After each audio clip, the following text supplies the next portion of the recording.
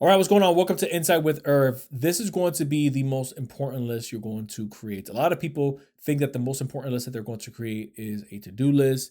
It is an action items list. It is a list of, their goals, their lofty plans, their lofty ideas. While that is important, I believe that the most important list you're going to create is going to be a list of things that you aren't going to do, or a list of things that you are willing to give up in exchange for the life that you want to have. Now, I don't have too many notes on this, but I wanted to speak more of this episode kind of like just from the heart of what I'm seeing, just not just for myself, but with people. And it's we have a lot of things that we want. We have a lot of things that we strive for, and it's we're masking the most important question. It's what am I willing to not do? What am I willing to stop doing? So I have one, two, three, four things on here that I gave up, how to give up for the life that I have and for the life that I'm building, because this is still a journey for myself. And so one of the things that I gave up was the nightlife. I wasn't too much of a party goer, right? But I just enjoyed being around people, especially in my younger years, like younger 20s. And so one of the things that I gave up because I just started realizing, man, it's hard to go out with friends, eat late, hang out, watch the game late at night, and to then wake up the next day to make cold calls, to then wake up the next day and go out and network, to then wake up the next day and go out and meet clients. And I was like, man, like my day starts at a time it'd be like around 5, 6 a.m. Like, man, this is difficult. Going from, getting home around midnight, taking a shower, going to bed at 1, and then being up at 5, 6. I was like, yeah, this is done. So instantly, sacrifice right there. What am I willing to give up? I'm willing to give up the late nights. If people want to hang out with me a little bit earlier, I'll probably be seen as a grandpa. That's totally cool. We can go out to eat a little bit earlier. We can catch the game a little bit earlier. I could probably catch the first half with you guys. I got a dip, right? If we're gonna go out, maybe hang out, nightlife, I can maybe do it once a week on the weekends, if that. And even then, it started becoming one of those things where I started packing clients on the weekends as well. So then it was just like a Monday through Saturday, Monday through Sunday type of thing, where when I wasn't with the client, I was also studying. So I wanted to get better at my scripting. I wanted to get better at my sales calls. I wanted to get better at the way that I greeted people. I wanted to get better at, I wasn't creating content at the time, but I did want to always become a better communicator. So I was always studying that aspect of it, because I think communication is one of the highest forms of sales that you can do. Is when you communicate properly, when the person doesn't feel like they're being sold. I think that's a powerful skill to have. And so that's something that I always wanted to develop. And so you're probably thinking to yourself, but wait a minute, dude, like, where's your life? Well, that's the thing.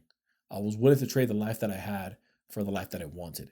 And a lot of people aren't willing to make that trade off because it's uncomfortable. And a lot of people aren't willing to trade the life that they have because it's uncomfortable. It seems rude to other people, and it seems like you're not considerate. But really, what it is that you're deciding to put yourself first. A lot of people put other people before their own needs, their own wants, their own aspirations. And then when the clock starts to tick and they look back and they realize that people start to fade out of their lives, or they start to realize that even if those people are still in their lives, you start to look around. Damn, dude, we still live in the same neighborhood. Bro, we've been going to the same place to eat for the last couple of years. Dude, we've been hanging out at the same spot, and none of our incomes are improving. None of our lives are improving. Like, we're still in the same situation. Then when you have that aha moment, that's when you start to realize, and it's never too late, but that's when you start to realize, I am behind the eight ball. And so the faster you can catch this, the easier your life is going to be. It's the easy hard principle. Easy on the front end, harder later on in life. The harder decisions that you make earlier on, the easier your life is going to be later on. The second thing that I gave up was all my income streams in different projects. This one right here is a big thing for a lot of entrepreneurs and a lot of just aspiring business people, because we constantly want to have different flows of income. And I'm all for that, because we constantly read Forbes.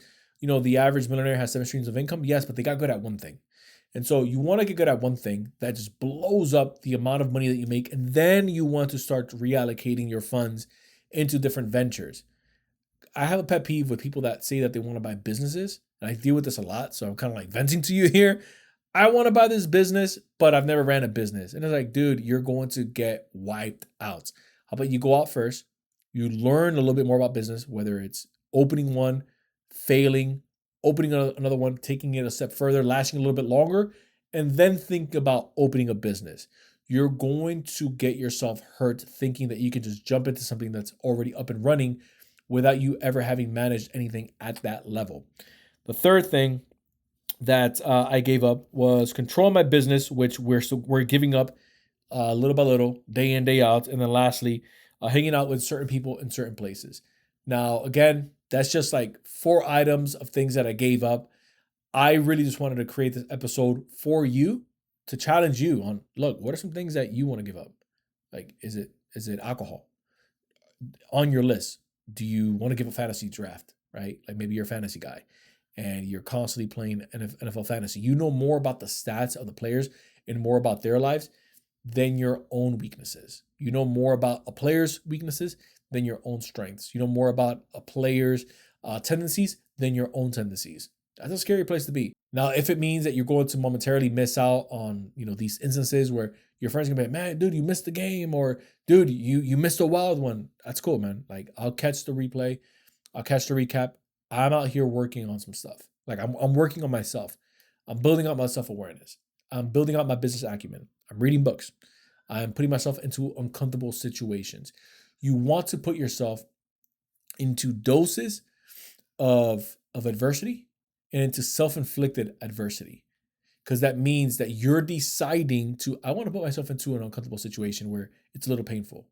Yeah, this isn't normally what I would do, but I want to see how I respond in moments where things are out of my control or in moments where things are a little bit unpredictable. This isn't what I'm used to. It's going to sober you up so fast because a lot of us tend to operate in this realm of just being on autopilot, and it's almost like we're drunk or like we're drugged up, and not from a literal sense, but just everything is just cruising by. Nothing makes a difference. And so when you put yourself into those situations, is whoa, I've never had that before. And so when you overcome that self-induced, that self-inflicted a moment of adversity, you're like, man, I want to feel that again. Like I've never felt like me overcoming that struggle, me overcoming that pain point. Like I had to really like think outside the box. I had to really get outside of, my own body and get outside of my own way to be able to accomplish that. That right there, when you feel that feels so much better than taking a drug. That feels so much better than being drunk with the boys on the weekends. But you'll only experience that if you actually give yourself the opportunity to solve problems and to bring value, not just to yourself, but to people around you and in your community. If you found value in this piece today, again, it was going to be a quick one, and I wanted to speak it more from the heart. Very little notes on it, if any. But I wanted to share this message because I think that a lot of us are just walking, again, walking robots. So make that list of things that you are willing to give up. And I promise you, good habits and good goals are going to start taking the place of those empty spaces. And you're going to find more purpose, more passion in your life. Again, if you found value in this content, consider hitting that subscribe button. Don't forget that anytime we're posting on here, we are posting with like no ads. So if you found value in this episode today, consider sharing it with someone.